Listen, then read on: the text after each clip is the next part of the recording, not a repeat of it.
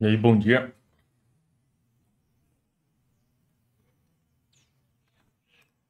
Vou passar aqui uma revisão de gestão de projetos.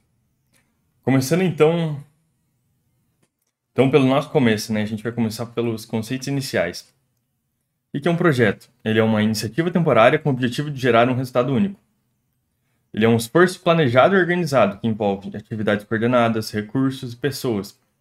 E ele busca alcançar um objetivo dentro de um prazo definido. Entre as características de um projeto, a gente pode incluir objetivo, prazo, recursos. Dentro de recursos tem pessoas, materiais, equipamentos, orçamento. Continuando, atividades, equipe, riscos e resultado. Essa imagem aqui ela é importante, ela representa bastante como é uma empresa, como é um projeto, como é um negócio. Não vou estar comentando ela, quem quiser dar uma pausa e dar uma lida. Essa aqui de baixo se refere a um projeto, ele tem algumas necessidades. Ou melhor, uma empresa tem uma estratégia para atingir algum resultado, e daí por causa dessas necessidades estratégicas, eles criam projetos para implementar essa estratégia. Repetindo então, a organização quer resultados. Ela precisa de uma estratégia para isso. Para isso, ela faz projetos. Ou melhor, ela tem uma estratégia para isso, e daí ela cria projetos para conseguir implementar essa estratégia. Agora entrando na nossa área, como que são a gestão de projetos na área da TI? Primeiro que busca entregas com qualidade dentro do prazo, tem definição e acompanhamento de métricas, precisa ter uma visibilidade sobre o andamento das demandas, precisa de insumos para tomar de decisões de forma antecipada e existem metodologias e elas garantem que o planejamento seja entregue, elas auxiliam também no projeto e pode se adaptar aos projetos de equipe. Dentro das metodologias, a gente tem a Ágil, que é baseada no Scrum, que foca na colaboração com o cliente, boa resposta a mudanças, ao invés de seguir um plano. Então, assim, ao invés de você seguir um plano rígido, você vira maleável, vira flexível para responder às mudanças que são necessárias. Ela prioriza o software funcional em vez de documentação e considera interações e pessoas mais importantes do que ferramentas. É como se o foco principal realmente fosse a satisfação do cliente e as pessoas e interações nesse processo. A gente também tem o Kanban, que foi criado nos anos 60 pela Toyota. E o Kanban, né, assim, diz que você tem que produzir só o necessário, na quantidade necessária e só quando for necessário também. Ele também, vocês podem lembrar da ferramenta Trello, que ela aplica o Kanban. Ela aplica a parte de utilizar um quadro com colunas que representam as etapas que devem ser cumpridas. Então está dividido em várias colunas assim, daí tem uns cardzinhos, post-its. Se for no lugar físico, geralmente vai ser post-it. Dessas cada card é uma tarefa que pode ser migrado entre uma etapa e outra do projeto. Modelo cascata. Ele é o tradicionalzão e funciona assim: você faz uma coisa e quando você termina, você vai para a próxima. Você inicia a próxima etapa do fluxo após a anterior ter sido completada. As entregas são feitas apenas quando todas as etapas são concluídas. Então, assim, não tem tipo MVP, não tem uma entrega inicial, não tem um.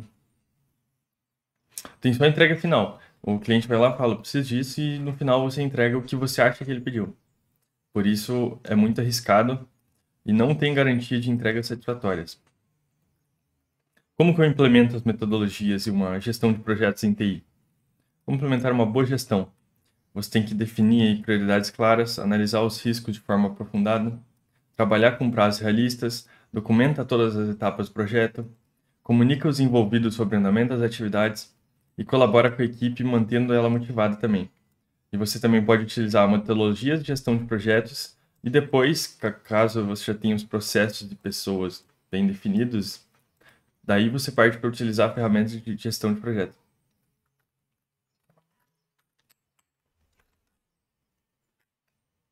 Agora eu vou falar um pouquinho sobre gerenciamento de projetos no geral. Para que serve o gerenciamento de projetos? para a gente poder tomar, implementar e decisões sobre a escolha, planejamento, execução, controle e encerramento de projetos. Então, assim, essas três imagens que estão aqui representam bastante coisa.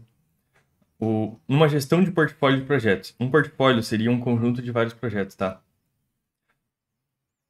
Ou melhor, seria o conjunto de todos os projetos. Um conjunto específico, por exemplo, eu estou fazendo 3 projetos aqui para implementar a sustentabilidade. Isso faria parte do portfólio da empresa, só que isso seria um programa de sustentabilidade. Então, assim, as principais decisões da gestão de portfólio é escolher os melhores projetos e alocar os recursos para executar esses projetos. Agora, na gestão operacional de projetos, a gente tem um problema e a gente tem que fazer e entregar uma solução. Então, a dimensão operacional busca a execução eficiente dos projetos individuais. Para isso, são usadas ferramentas de planejamento, organização, execução e controle. Essas 3 palavras pode guardar bem. 4, na verdade, né? Planejamento, organização, execução e controle. E lembrando que um projeto tem um propósito, tem um objetivo final único. Cada processo deve ser executado com o objetivo de alcançar o propósito do projeto. Então, assim, se você está fazendo um processo, é sempre bom pensar assim, cara, eu tenho que fazer esse processo, esse projeto está me levando para atingir o propósito do projeto. Aqui a gente tem todas as áreas de conhecimento da gestão de projetos, ou melhor, baseado no PMI, no PMBOK, essas aqui são as áreas de conhecimento. O volume de elementos e complexidade da sua gestão pode variar, você pode sim ter mais coisa, você pode ter menos coisa, e procedimentos e técnicas devem ser aplicados sempre no seu projeto. E a gestão ela tem que assegurar que o propósito do projeto seja alcançado. Então, para você ter um projeto, você também precisa de um gerente. Esse gerente, por incrível que pareça, ele pode ser uma atividade de um processo, ele pode ser um cargo, ou ele pode ser uma estrutura. Cargo formal e estrutura formal, tá?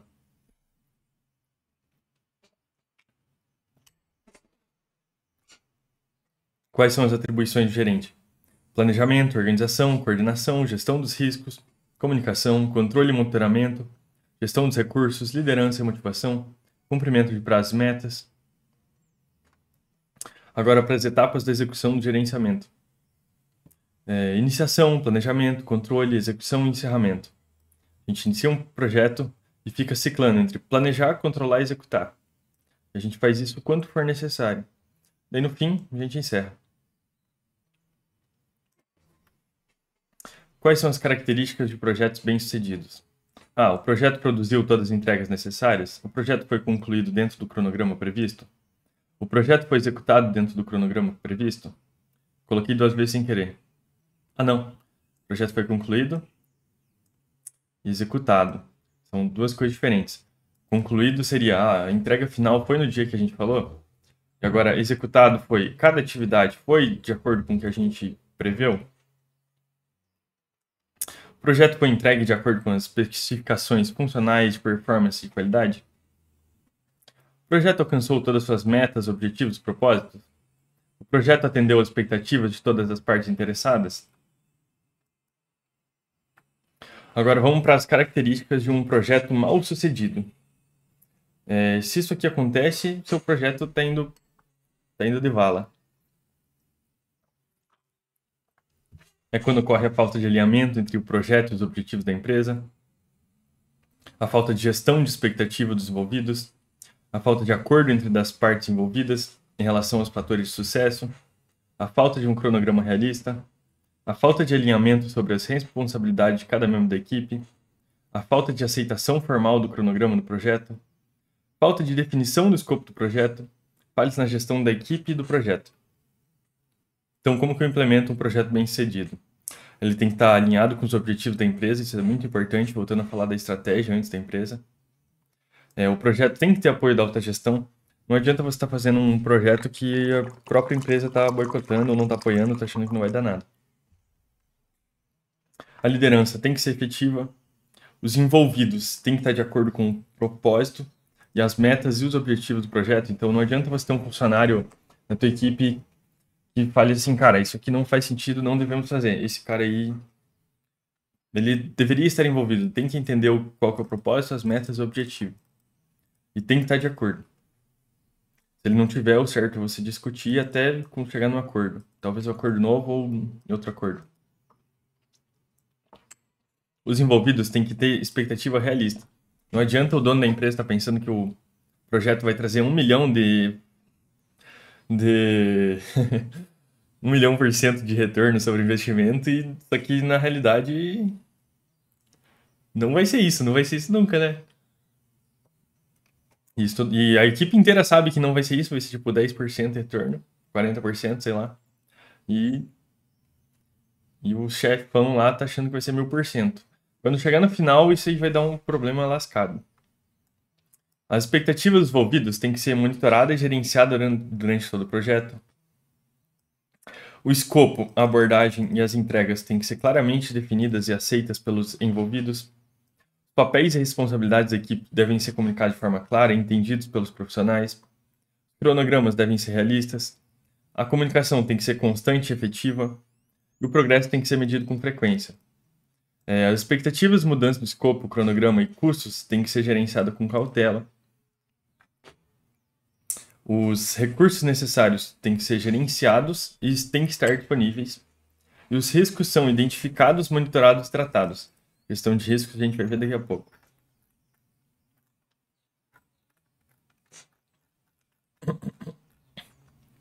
Agora vamos para a parte de planejamento. Ó, já chegamos na metade, hein? Para quem tá vendo o vídeo aí, fica até o final que vai ter bomba no final, hein?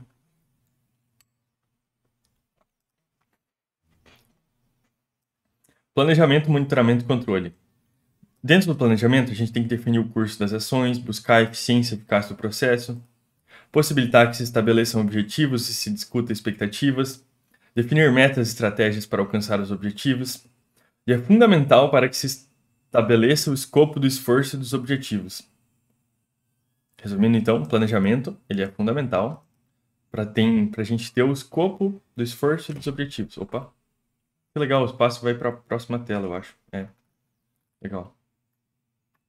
Vou apertar espaço, então. Nem vou, na real.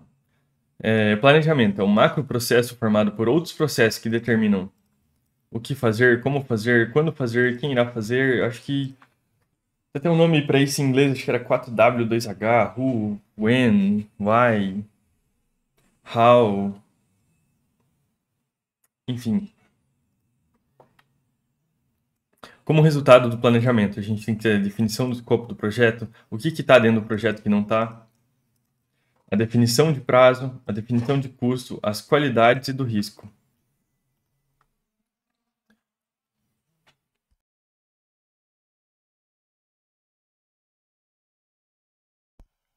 Antes, é necessário você compreender os requisitos e ver o que dá para aplicar. E também seguir diretrizes e responsabilidades. Então, para você fazer um planejamento, você tem que entender quais são os requisitos e ver também se é realista, se vai dar para fazer, né? E você também tem que definir diretrizes e responsabilidades. Então, falando um pouco aqui, a gente tem uma tabela sobre área de conhecimento e processo de planejamento. Então, da área da integração, a gente tem o plano de gerenciamento. O gerenciamento do escopo, a gente tem que coletar os requisitos, definir o escopo e criar a EAP. A gente tem o gerenciamento de tempo do projeto, onde a gente tem que definir as atividades, efetuar o sequenciamento de atividades, estimar os recursos das atividades, estimar a duração das atividades e desenvolver o cronograma.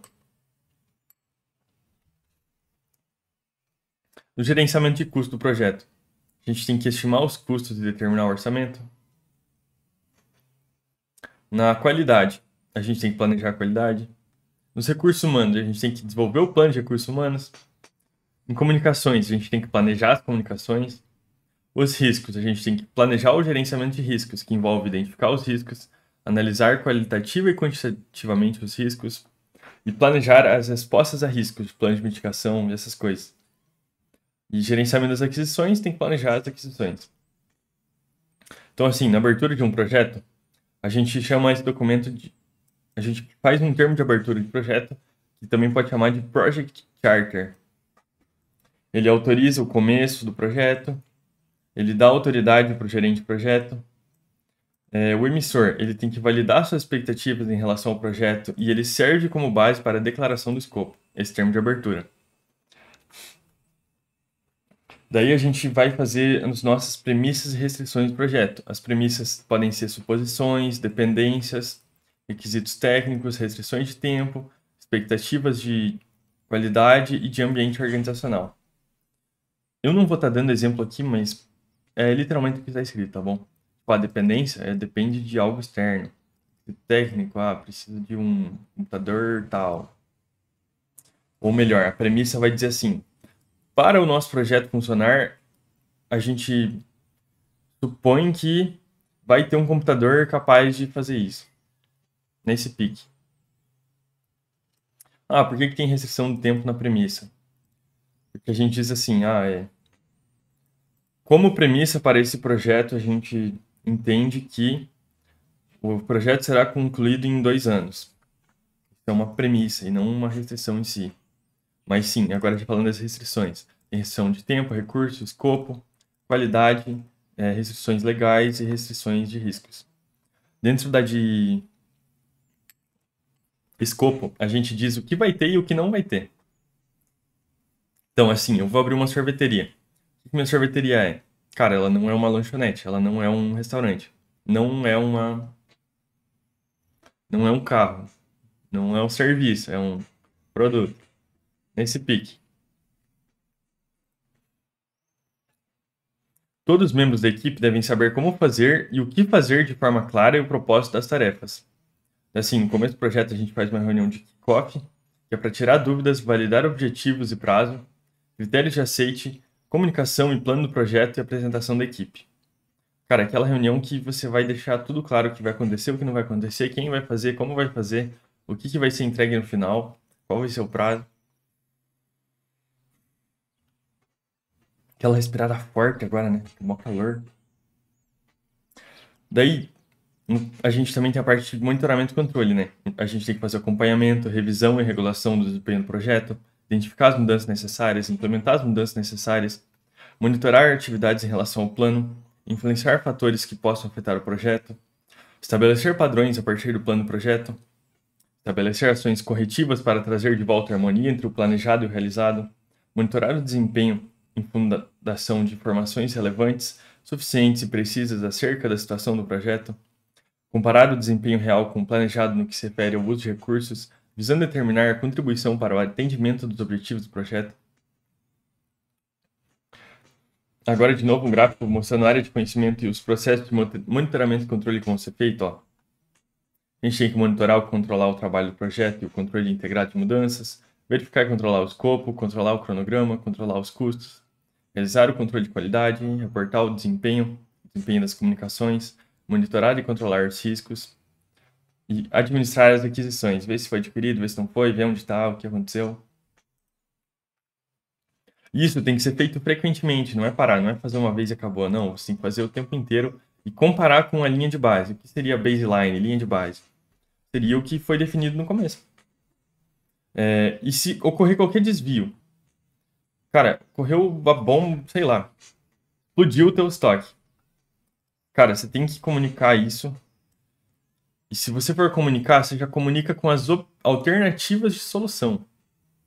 Fala assim, ó, explodiu nosso estoque, como alternativa a gente tem que comprar outro, tem que acionar o seguro, tem que chamar a polícia, sei lá. E daí você tem que tomar ações quando for necessário.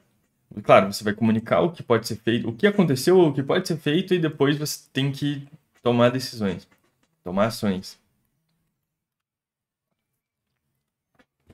Tem que ter também um processo de registro e monitoramento e solução de problemas. Então, assim, aconteceu tal coisa, você registra, monitora e escreve, anota também a solução, o que foi feito.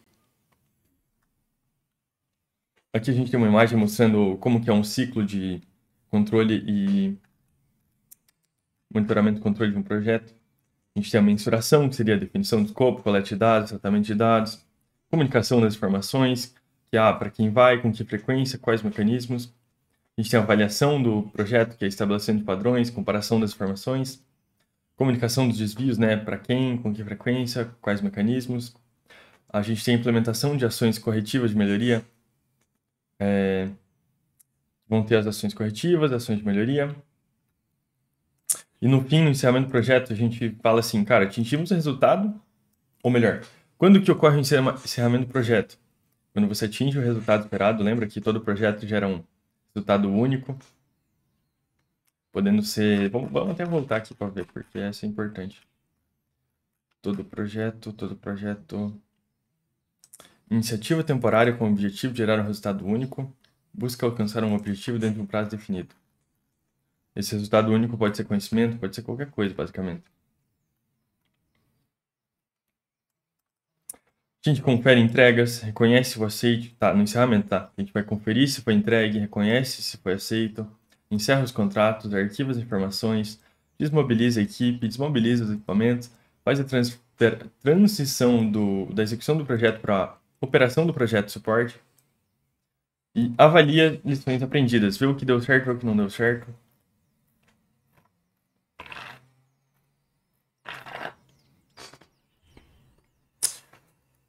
Bah, e esse conteúdo que não acaba, meu. Vamos ver, deu 20 minutos? Tá, mais uns minutinhos aí, vou até descansar aqui. Até descansar, tá doido.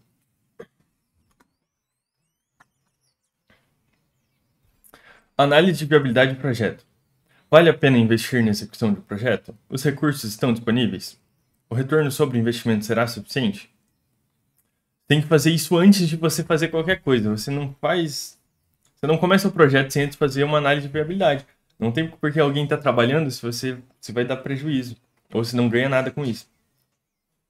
Esse que é o ponto principal, na real. Você faz análise de viabilidade para saber o que a gente vai ganhar, o que a gente vai perder. Se você considerar que você está mais ganhando que perdendo, daí você executa o projeto, né? Ela pode ser feita junto com uma análise SWOT ou uma avaliação de riscos. Lembrando, SWOT é Strength, Weakness, Opportunity e Threats.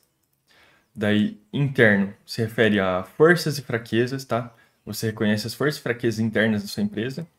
E oportunidades e ameaças seriam as oportunidades e ameaças externas.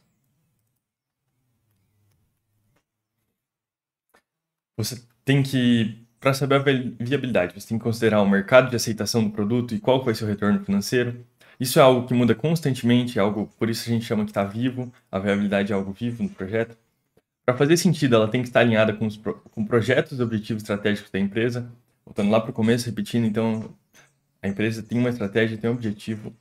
E se você está executando esse projeto, ele tem que fazer sentido. Não tem porque você está fazendo um projeto que não agrega para a empresa. Qual a intenção de fazer análise de viabilidade?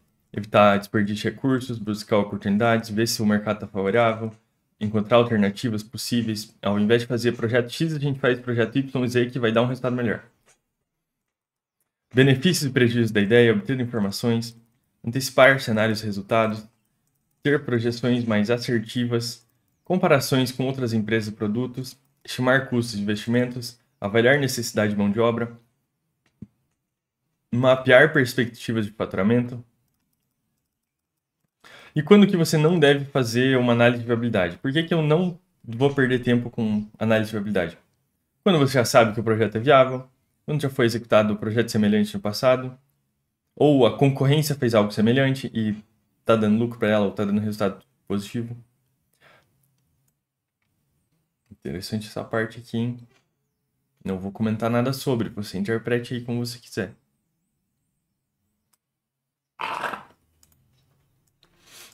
Quando o projeto é pequeno e provocará poucos impactos no negócio, ou quando a equipe já executou uma análise de viabilidade nos últimos 3 anos, mais ou menos.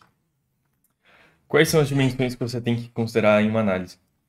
A financeira, a técnica, a operacional, legal e regulatória, ambiental e social, de mercado, de prazo, e a identificação e indicação de riscos. Agora, entrando em detalhes sobre cada uma, a financeira diz se é economicamente viável, determina a lucratividade do projeto ao longo do tempo, leva em consideração projeções de fluxo de caixa considerando investimentos, receitas e despesas, o cálculo do retorno sobre o investimento, que seria o ROI, cálculo do valor presente líquido, VPL, cálculo da taxa interna, que é o TIR. O projeto será capaz de gerar lucro? Quando? Projeto atrativo financeiramente? Isso aqui resume tudo, tá? Da financeira. Na viabilidade técnica, a gente vê se tem tecnologias, tem habilidades, se os conhecimentos necessários estão disponíveis, qual que é a capacidade da minha equipe, quais recursos tecnológicos ela tem, qual a infraestrutura e quais são os processos necessários.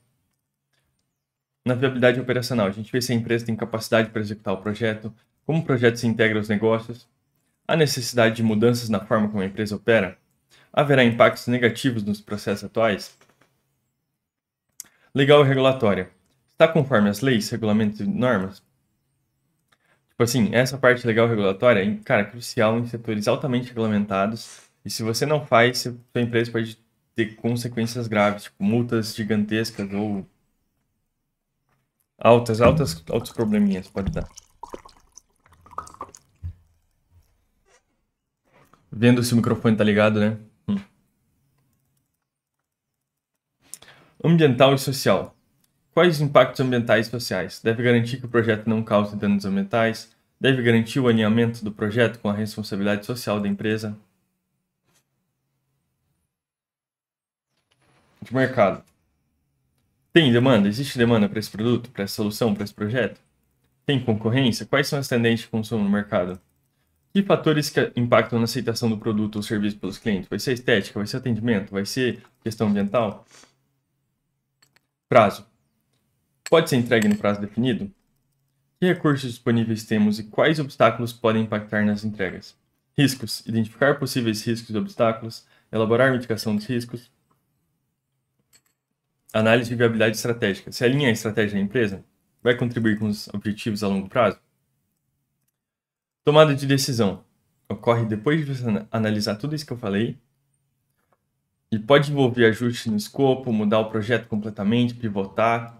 Geralmente é aqui que acontece a pivotagem quando a gente está falando de startup.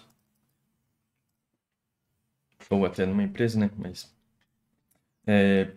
dá ajuste no orçamento e pode até acabar com o encerramento do projeto. A empresa pode pegar assim e falar, cara, não é bom a gente fazer isso agora. Encerrar o projeto. Projeto que nem começou, aliás. Você encerra um projeto que não começou.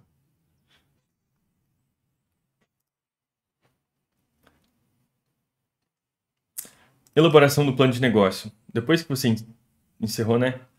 Você viu que o projeto é viável, você elabora um plano de negócio. Deve incluir todos os aspectos discutidos até agora, assim como estratégia de marketing, operacionais e financeiras. Quais são as vantagens de você ter feito tudo isso aí de análise de viabilidade? Você vai ter uma estratégia mais efetiva, vai ter uma melhora no processo de tomada de decisão, vai ter uma melhor mensuração do retorno sobre investimento.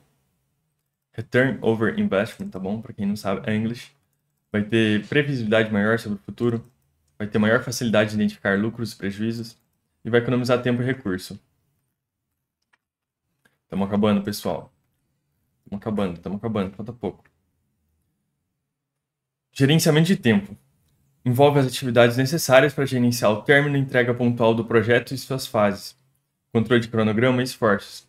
A gente primeiro tem que entender que o PMBOK, ele é referência, ele foi criado pelo PMI e ele é uma referência de mercado. Ele padroniza e difunde boas práticas de gestão. Identifica e conceitua processos, conhecimentos, ferramentas e técnicas. Então, de acordo com o PMBOK, para fazer um bom gerenciamento de tempo, a gente precisa de processos que visam manter a aderência ao planejamento, para garantir entregas no prazo e com alto nível de qualidade. Por quê? Porque o prazo faz o time trabalhar. Se você tem um prazo, seu time trabalha. Ajusta as ferramentas, ajusta os gastos e prioridades. Faz o time assim pensar, cara, no que eu vou trabalhar, que ferramenta eu vou usar, onde eu vou gastar, quais são as prioridades. E, cara, o prazo implica na qualidade de entrega e satisfação do cliente. Tanto que pode ter algumas questões assim, cara, como que eu tenho a maior qualidade no meu projeto? Quando você tem mais prazo e mais investimento. Subiu o prazo, subiu o investimento, você tem a maior qualidade possível. Claro, não tem por que dar um prazo infinito. Mas o prazo tem que ser grande o suficiente para que seja executado todas as tarefas com qualidade. E as mudanças necessárias sejam feitas, caso haja.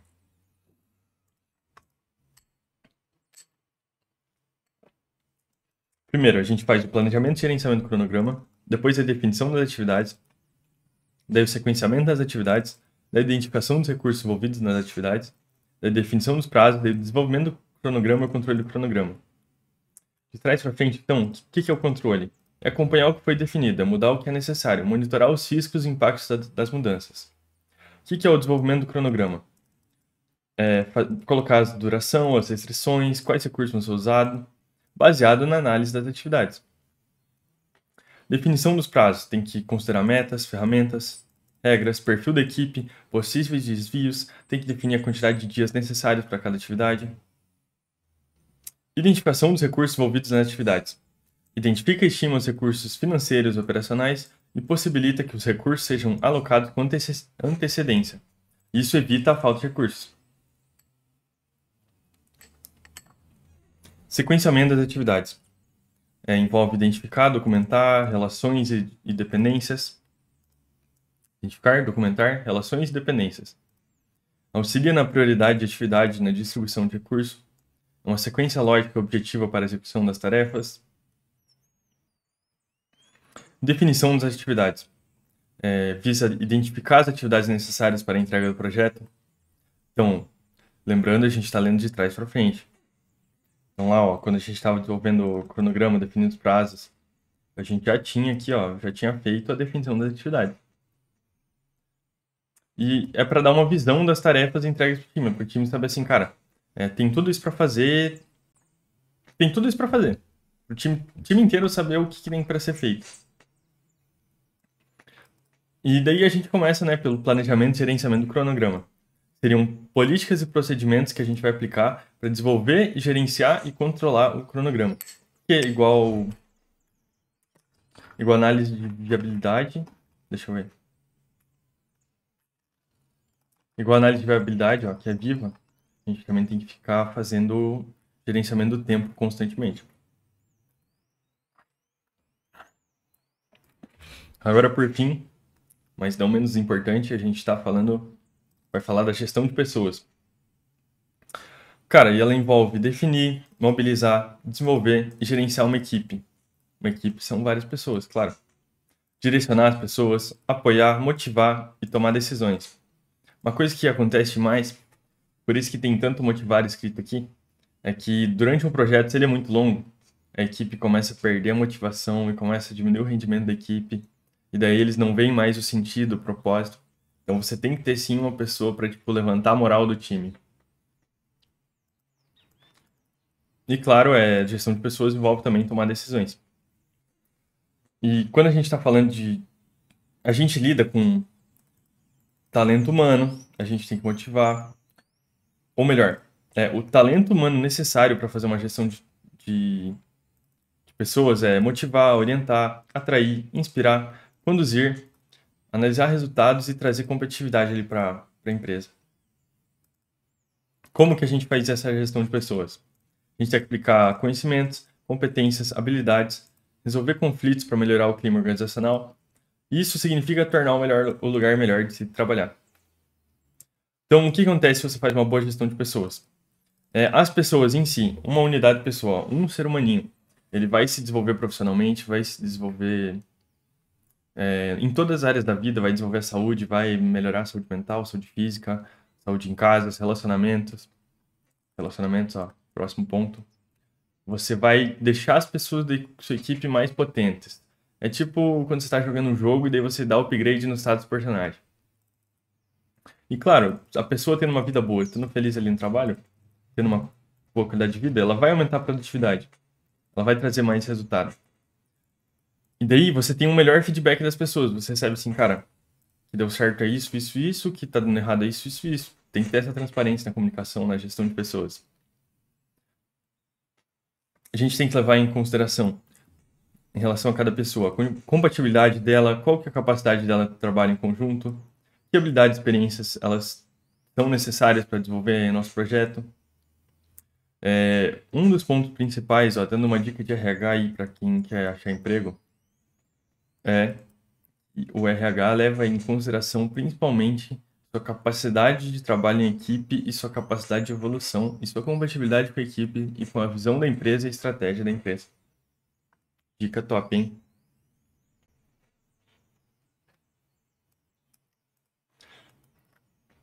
A gestão de pessoas envolve desenvolver pessoas e garantir que elas são capacitadas. Tem que ter uma comunicação, tem que ter papéis e tem que ter responsabilidades. Por que tem que ter comunicação, papéis e responsabilidades? Para trazer clareza para a equipe, clareza para o projeto e diminuir a quantidade de conflitos. Conflitos vão acontecer. Conflitos vão acontecer, repito, conflitos vão acontecer. Você tem que definir canais onde vai todas as informações, onde vai estar o fluxo de informações, o que vai estar acontecendo. E como é que você motiva as pessoas? Com recompensa, pode ser monetária, pode ser um... A recompensa geralmente melhor é que você esteja alinhada com os objetivos de visão da pessoa que está recebendo a recompensa. Mas claro, meta de vendas. Cara, perfeito. Vendeu tanto, recebe tanto a mais de comissão, tantos por cento a mais por comissão. Pode ser uma oportunidade nova. Por exemplo, abriu uma vaga de... Você tem uma empresa de desenvolvimento de software. Tem tua equipe de júnior, estagiário ali, que está trabalhando suporte. Tem também o suporte, né, que está ali há mais tempo. Só que assim, você vê ali que tem um funcionário que já falou para você que ele quer virar desenvolvedor. Quando abrir uma vaga na tua equipe de desenvolvimento, você não vai abrir essa vaga para fora primeiro, você vai abrir essa vaga para dentro da sua empresa. Você vai dar oportunidade para quem está ali. Isso é a recompensa dele. Ele vai pensar assim, cara, valeu a pena eu ter trabalhado aqui no suporte, agora eu estou recebendo uma oportunidade de trabalhar como desenvolvedor. Claro, aumento da qualidade de vida, né? Da pessoa, motiva ela a trabalhar. Dentro da gestão de conflitos, tem que mediar disputas, tem que fazer soluções de compromisso, que envolve chegar com a pessoa e falar assim, cara,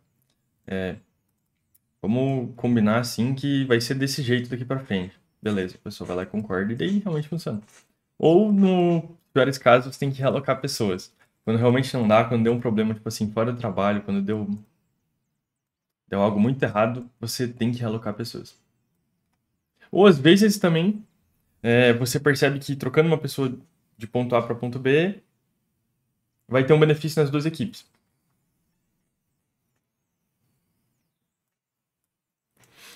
Você tem que monitorar o desempenho das pessoas com avaliações e feedbacks e talvez mudar atribuições delas, beleza? É sempre bom monitorar como está o desempenho de cada pessoa. Se não tá bom, você dá um feedback, claro. O feedback tem que ser algo sério. Eu vou falar aqui falar de um jeito brincando até. Se você dá demais,